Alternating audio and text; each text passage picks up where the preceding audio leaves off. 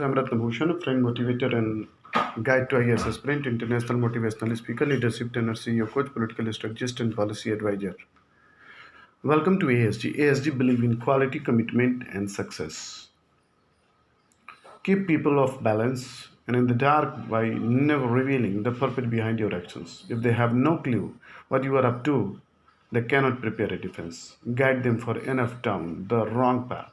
Envelop them in enough smoke and try, and by the time you realize your intention, it will be too late.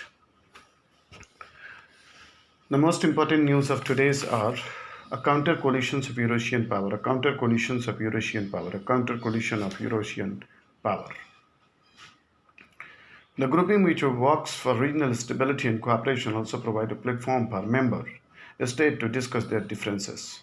As External Affairs Minister S. Jaishankar and the Chinese State Councilor and Foreign Minister Wang Yi negotiated a 5-point agreement which they hoped will lead a disengagement process between Indian and Chinese troops ranged against each other at the line of actual control. It wasn't just the host Russia that played a part behind the scenes. In fact, the occasion for their presence in Moscow, the Shanghai Cooperation Organization (SCO) had much of a role to play. SCO was founded in June 2001. SCO was founded in June 2001, built upon the Shanghai Five grouping of Russia, China, Kazakhstan, Kyrgyzstan.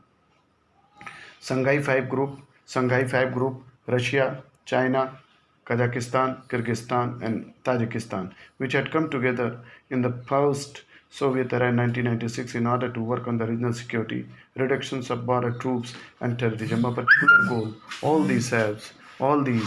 All these years have been conflict resolution given in utterly success between China and Russia, and then with the Central Asian republics. 1996 meeting of the Shanghai Five, for example, resulted in an agreement on the confidence building in the military field along the border areas between China, Russia, Kazakhstan, Kyrgyzstan, and Tajikistan, which led to an agreement on the mutual reductions of military forces on their common borders in 1997.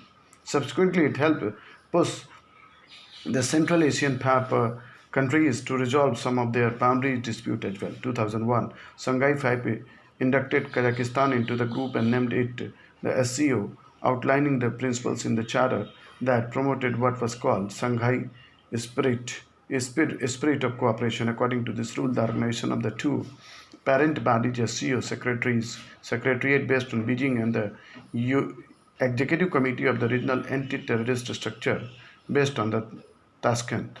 The SCO Secretary General and the Director of the Executive Committee of the SCO RATS are appointed by the Council of Heads of the State for a term of 3 years. However, the venue of the SCO Council meetings between the 8 members, including India and Pakistan. The SCO also has 4 observer states: Afghanistan, Iran, Belarus, and Mongolia, which may be inducted at a later date. Main goals. The SCO described the main goals parts of the charter that was adopted in St. Petersburg in 2002 as strengthening mutual trust and neighborliness among the member states, promoting their effective cooperation in the politics, trade, economy, research and technology, and culture, as well as education, energy, transport, tourism, environmental protection, and other areas, making joint effort to maintain and ensure peace, security, and stability in the region,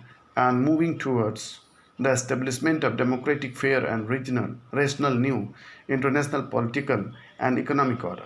No doubt, the SCO was eyed with some of the misgiving by the US and Europe as a result of this, not the least by its desire to build a new international political and economic order, and it was even dubbed the anti-NATO for proposing military cooperation. In 2005, the Astana declarations called for SCO countries to work on joint SCO response to situations that threaten peace, security, and stability in the region, indicating the group's strategy ambitions.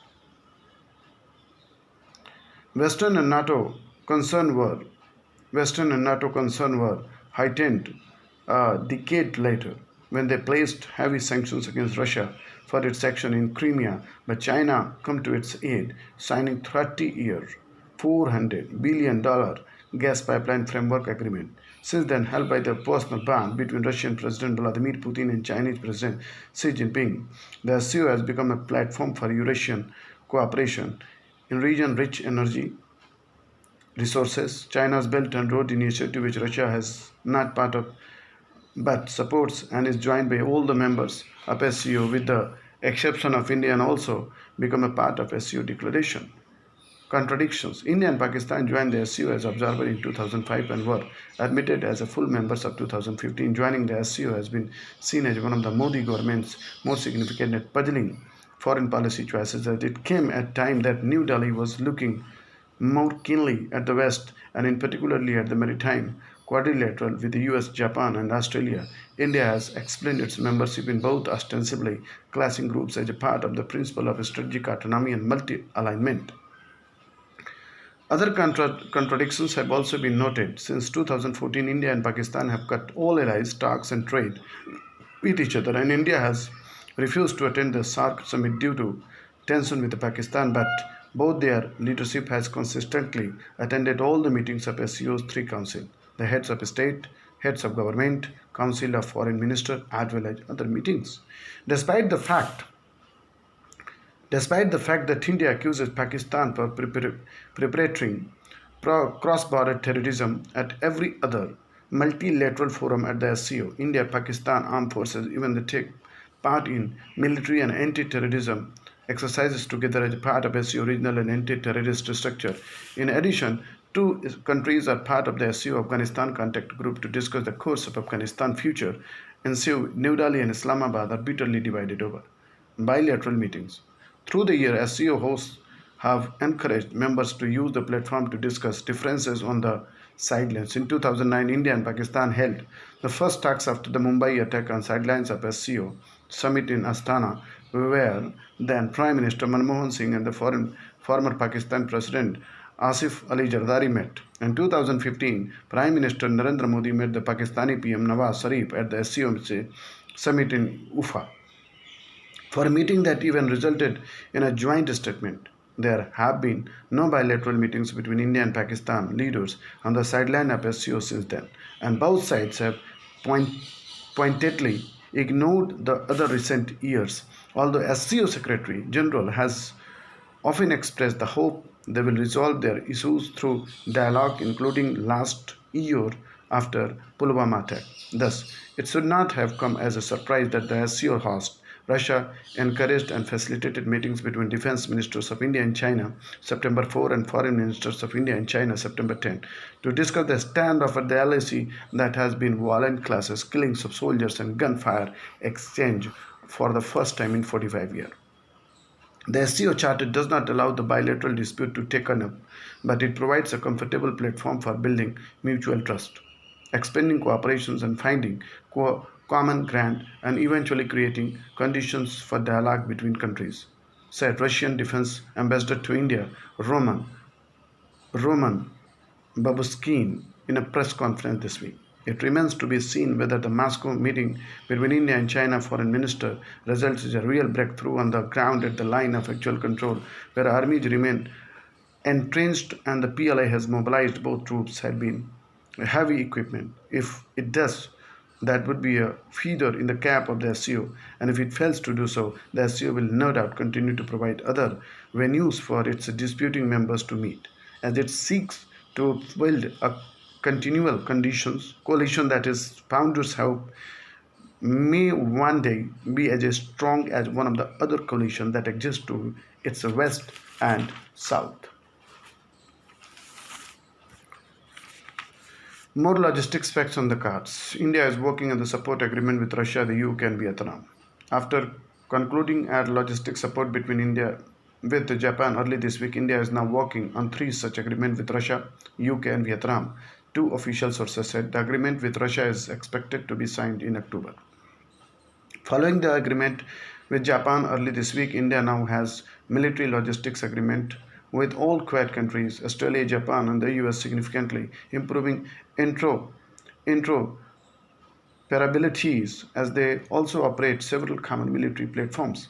The agreements with the UK and Vietnam are under discussions. One of the sources said the agreement with Russia, the reciprocal logistics support is expected to be signed during the bilateral summit between Prime Minister Narendra Modi and President Vladimir Putin in mid-October. Roman Buxtein, Deputy Chief of Mission at the Russia Embassy in India, said early this week. The agreement gives India access to Russian facilities in the Arctic region, which is seeing to increased global activity as new shipping routes open up and resources become available, officials said earlier. India had recently announced investment in Russia Forest Malabar exercise.